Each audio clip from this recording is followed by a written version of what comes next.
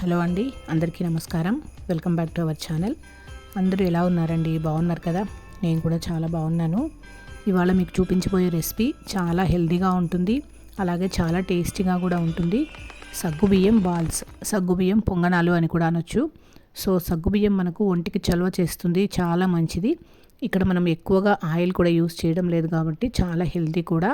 Preparation మరి ఎలాగో చూసేద్దాం. ముందుగా నేను ఇక్కడ 1 కప్పు సగ్గుబియ్యం తీసుకుంటున్నాను. ఈ సగ్గుబియ్యంలో స్టార్చ్ గంజి ఎక్కువగా ఉంటుంది కాబట్టి దీన్ని బాగా 1-2 సార్లు కడిగి తర్వాత సేమ్ అదే కప్పుతోనే మనం ఏ కప్పుతో అయితే సగ్గుబియ్యం తీసుకున్నామో అదే కప్పుతో 1 కప్పు వాటర్ తీసుకొని ఒక 3-4 గంటల వరకు మీరు మార్నింగ్ బ్రేక్ఫాస్ట్ చేసుకోవాలనుకున్నట్టయితే నైట్ మీరు నానబెట్టుకోవచ్చు. ఈవినింగ్ టైం అయితే మాత్రం ఒక 3-4 అవర్స్ దీన్ని నానబెట్టుకోవాలన్నమాట వాటర్లో వేసి. చూస్తున్నారు కదా, ఇక్కడ 1-2 సార్లు కడిగాను. తర్వాత సేమ్ అదే కప్పుతోనే, నీళ్లు ఎక్కువగా వేయకూడదండి. ఎక్కువగా వేసినట్టయితే మళ్ళీ మనము నీటినంతా వార్చుకోవడము, కాసేపు ఆరబెట్టుకోవడం ఇదంతా ఉంటుందన్నమాట. కాబట్టి కరెక్ట్గా వాటర్ వేసామనుకోండి, మనకు నీళ్ళు ఎక్కువగా కాకుండా కరెక్ట్గా ఉంటుంది. సో నేను ఇక్కడ 3 గంటలు నానబెడుతున్నాను. సో మూత పెట్టేసి పక్కన పెట్టేసుకుందాం. ఇక్కడ చూస్తున్నారు కదా, 3-4 అవర్స్ తర్వాత మనకు సగ్గుబియ్యం ఇలా తయారవుతాయన్నమాట. అంటే బాగా నానిపోతాయి. సో మనం తీసుకున్న వాటర్ కూడా కరెక్ట్గా ఉంటుందన్నమాట. ఒక్క చుక్క కూడా మనకి ఇక్కడ వాటరు ఎక్కువగా లేదు. సో కాబట్టి మనం వాటర్ మెజర్మెంట్ అనేది కరెక్ట్గా తీసుకోవాలి. చూస్తున్నారా, సగ్గుబియ్యం కూడా బాగా నానిపోయింది. ఇలా చేత్తో నలిపితే మెత్తగా మ్యాష్ అవ్వాలన్నమాట.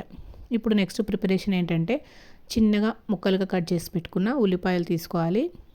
మనం ఇక్కడ పొంగనాలు అంటే ఇక్కడ షాలో ఫ్రై చేస్తున్నాం కాబట్టి ఎక్కువగా ఆయిల్ కూడా అవసరం లేదు.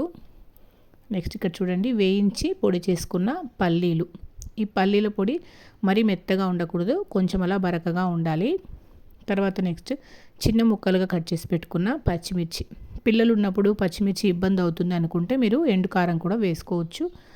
నెక్స్ట్ చిన్నగా కట్ చేసి పెట్టుకున్న అల్లం ముక్కలు, తర్వాత కొత్తిమీర, కొంచెం ఇప్పుడు రుచికి తగినంతగా సాల్ట్ వేసుకోవాలి. నెక్స్ట్ నేను ఇక్కడ ఎండుకారం కూడా వేశాను. అంటే పచ్చిమిర్చి ముక్కలు కొద్దిగానే ఉన్నాయి, కారం తక్కువగా అవుతుంది అనుకున్నందుకు నేను ఎండుకారం కూడా వేసుకున్నాను. వద్దు అనుకున్నప్పుడు మీరు ఎండుకారం స్కిప్ చేయొచ్చు. ఇప్పుడు వేసుకున్న ఇంగ్రీడియంట్స్ అన్నీ కూడా మనం బాగా కలుపుకోవాలి. చూస్తున్నారు కదా, ఈ రకంగా కలుపుకున్న తర్వాత మనము చేత్తో బాల్స్ లాగా చేసుకొని చూసుకోవాలన్నమాట. అంటే మనకి ఇక్కడ కన్సిస్టెన్సీ సరిపోయిందా లేదా అన్నది కొంచెం టెస్ట్ చేసుకోవాలి. కొంచెం మెత్తగా అనిపించింది అనుకోండి, ఒక 2 స్పూన్ల బియ్యం పిండి కలుపుకోవాలి. ఇక్కడ నేను బియ్యం పిండి కలుపుకుంటున్నాను. మరీ మెత్తగా ఉందనుకోండి, మనకు పొంగనాల పెన్నంలో వేసుకున్న వెంటనే తిప్పుతూ కాలుస్తాం కదా, అలాంటప్పుడు మనకు అతుక్కుంటాయి అన్నమాట. కాబట్టి ఈ బియ్యం పిండి కొంచెం మనకు బైండింగ్ కోసం ఉపయోగపడుతుంది. సో బియ్యం పిండి కూడా వేసుకొని కలుపుకున్న తర్వాత చివరిలో మనము ఉడికించి పొట్టు తీసుకొని పెట్టుకున్న ఆలూని వేసుకోవాలి. సో ఒక 2 ఆలు వేసుకుంటున్నాను నేను ఇక్కడ. మనం తీసుకున్న సగ్గుబియ్యాన్ని బట్టి 1 లేదా 2, దీనికి ఏం కరెక్ట్గా మెజర్మెంట్ అవసరం లేదు. కాకపోతే టేస్ట్ కోసం చాలా బాగుంటాయి అన్నమాట ఆలు యూస్ చేస్తే. ఆలు వేయకుండా కూడా చేసుకోవచ్చు. సో హెల్త్ పరంగా ఆలు వద్దు అనుకున్న వాళ్ళు డైరెక్ట్గానే ఇలాగే చేసేసుకోవచ్చు అనమాట. కాకపోతే పిల్లలు ఆలు వేస్తే చాలా ఇష్టంగా తింటారు. చూసారు కదా, ఆలు కూడా వేసి నేను బాగా కలిపేసుకున్నాను. ఇప్పుడు మనం కొంచెం చేతికి నూనె రాసుకొని ఇలా బాల్స్ లాగా మనం ప్రిపేర్ చేసి పెట్టుకోవాలి. అంటే మన దగ్గర ఉన్న పొంగనాల పెనం ఉంటుంది కదా దాంట్లో, సో ఆ సైజుని బట్టి మనం బాల్స్ ప్రిపేర్ చేసుకోవాలన్నమాట. చూస్తున్నారు కదా, ఇలా రౌండ్గా అన్ని బాల్స్ కూడా నేను ప్రిపేర్ చేసి పెట్టుకున్నాను. అంటే ఒకసారికి ఎన్ని పొంగనాలు అయితే మనకు ఎన్ని బాల్స్ అయితే సరిపోతాయో అన్నీ ఒకసారి చేసుకుంటే ఒక వాయి మనకు రెడీ అయ్యేటప్పటికి ఇంకొక వాయి మనం ప్రిపేర్ చేసుకోవచ్చు.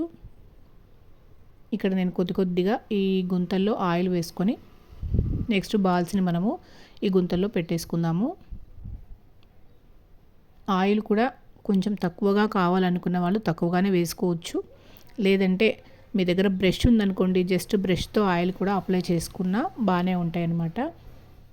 వీటిని మూత పెట్టి మగ్గించుకోవాలి. ఎందుకంటే పైవైపు కూడా కొంచెం పచ్చివాసన లేకుండా బాగా మగ్గుతాయి అన్నమాట. సో మనకి ఇవన్నీ ప్రిపేర్ కావడానికి ఒక 5-6 నిమిషాలు టైం పడుతుంది. ఒకసారి ఒక 2-3 నిమిషాల తర్వాత మళ్ళీ ఇలా తిప్పుకోవాలి.